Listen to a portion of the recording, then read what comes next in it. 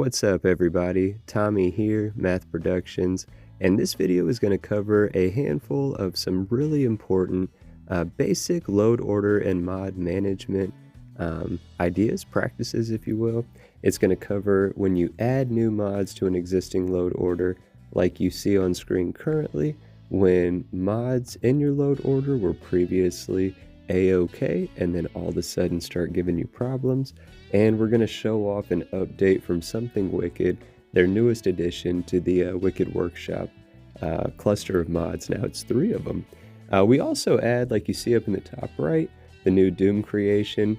It's a free mod, King Gareth or Gareth or Garth or something like that. I know if I had it on screen I could read it correctly. I don't remember correctly off the top of my head, but they are a very influential mod maker for Bethesda. I believe even before Fallout 4, I became aware of them in Fallout 4, and because Doom, the very first Doom, is the very first video game I was ever exposed to in my life. Thank you, Uncle Greg. I've been looking forward to this mod. I'm gonna check it out. That's not this video. That will be a video coming soon, but I'm very, very excited to check that one out. But we went ahead and added that to the current load order. When you add a new mod to an existing load order, it goes to the very bottom of the load order. And we're also going to add the new Structured addition to the Wicked Workshop Outpost and Industrial Complex project. When I set out to download this, I actually thought it was an update on the existing Industrial Complex mod. So lucky for us, or unlucky, I don't know, I guess because I wanted to show the best practices I've come up with for me whenever I update a mod from my existing load order and save file, because it is a little bit different than what you're going to see on screen here. But like with Hell's Gate, when we added the new mod Structured, it went to the very bottom.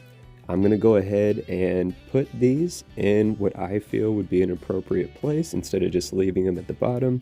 We're adding the new the new Wicked Workshop mod Structured to the bottom of that now trio.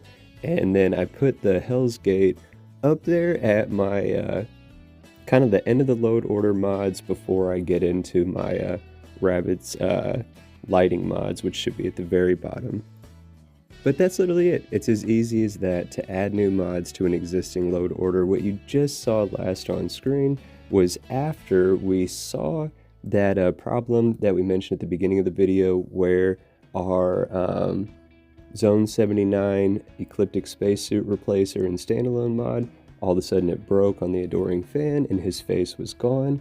At that point we saved, we quit the game outright, and loaded back into the game, loaded back into the save file. We didn't do anything else, and like you saw on screen when we loaded back in, everything was back to running exactly as we would expect and exactly as it has been. Sometimes mods will act funny if you adjust the load order and load back in. All it needs sometimes is a power cycle, if you will, a little reset. Just turn it off, turn it back on, and normally that fixes those kinks. But those are 2 load order management specific tips that I wanted to share because they came up in this video. Again, that's adding and moving mods to an existing load order on an existing save file, and then how to do a basic troubleshooting power cycle whenever existing mods start acting funny when you did manipulate the load order, but prior to that they were a-okay. Last thing we're going to show off on screen is just running through the base here.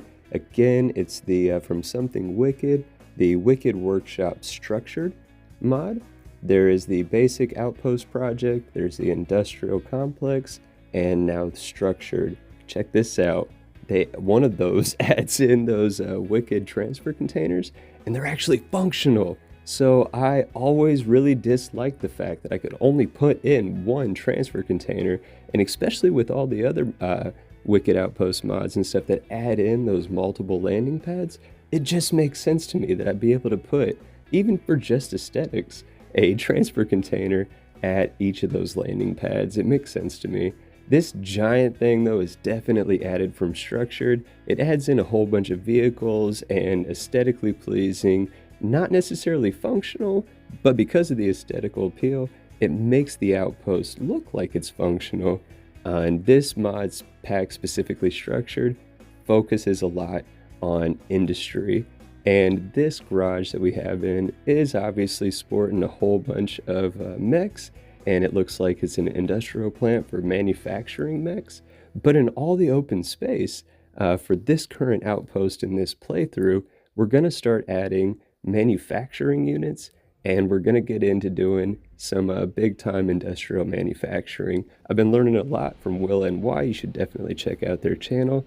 They know so much when it comes to setting up clean, efficient manufacturing setups. But I hope that you guys enjoyed this video. I hope that it helps you out if you have any of those issues from the start.